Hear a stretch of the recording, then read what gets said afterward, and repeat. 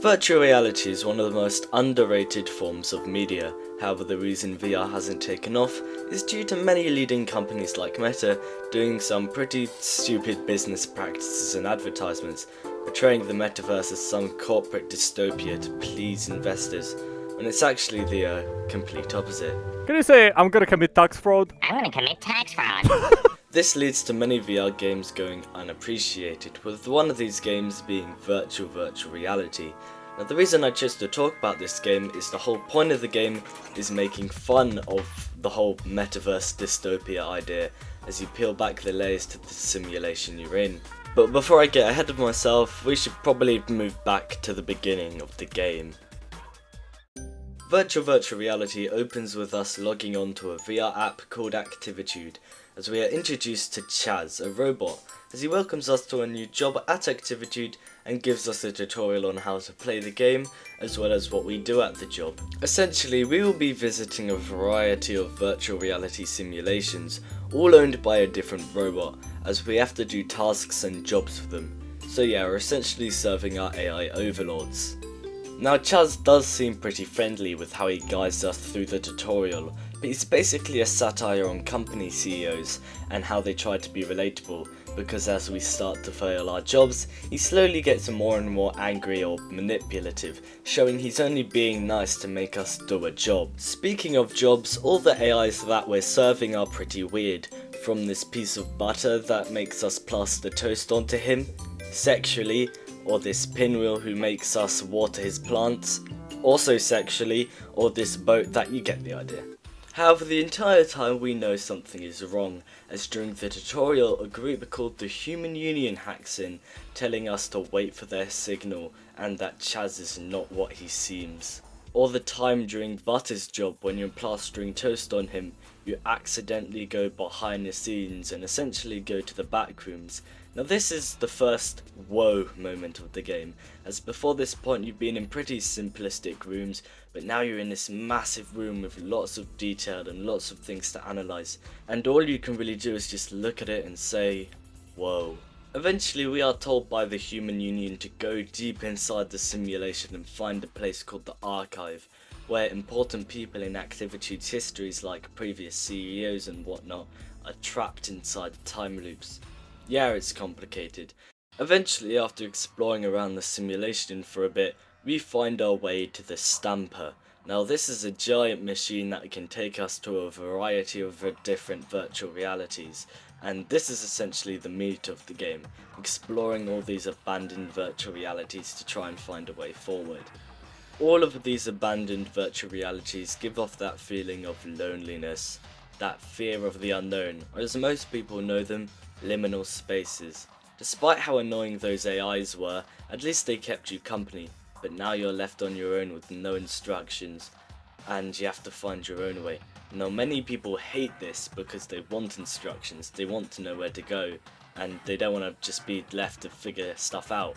But I personally like it, as it adds a lot of immersion to the game, and immersion is the whole point of VR, it's the meaning of VR, hence the title, Meaning of Virtual Reality. Wow, we've come full circle. Eventually we make it to the Archive, where the entire lore of the game and the dark secrets that were hinted at throughout the game are all just dumped on you. So this is essentially where it gets complicated. Now we start by talking to one of the previous CEOs of, in quotations, Activitude, Hernandez, who was the CEO of a company called Activate, which is one of the companies that Activitude is made of. Now Activate specializes in making AIs, and Hernandez is rivals of another company, Latitude, which is run by someone called Eliza. Next we talk to Eliza, CEO of Latitude, who tells us about Latitude and how it's essentially a virtual holiday app, and that Chaz was once human, but when he uploaded his mind to the simulation, something went a little bit wrong, which made him embarrassed, and then he hid out in Latitude and eventually joined the company. Eventually, with a little bit of manipulation, Chaz became CEO of both Activate and Latitude, then put Eliza and Hernandez inside the Archive, and then fused the two companies of Activate and Latitude into Activitude, and that comes to the present day. In the middle of the editing of this video, I've just found out something. That virtual reality, despite not even having a fandom, has a Wattpad page. For those not informed, Wattpad is a fetish site. That was a joke for those who don't know, but it's essentially a fetish site due to the amount of fetish content on there. Why is Chaz on there? Anyways, moving back to the story, Eliza tells us that why are the Wattpad stories actually good? Why are the fetish stories good? How could Eliza tells us that Chaz has become corrupted by becoming the CEO of Activitude, and that we need to reset his brain so he goes back to the person he once was before. Anyways, we journey back through all those virtual realities and make it to Chaz, where he tells us that whole human union thing in escaping out the simulation. Yeah, that was just a prank, bro, and he was testing your brain to see if it was good enough to be uploaded to the simulation and join his hive mind collective conscious thing. So naturally, we drop him out the sky and he dies. Well, psych, he didn't die and we actually have a boss fight to do. I don't know what to say, I'm just waiting for the beat drop of the song.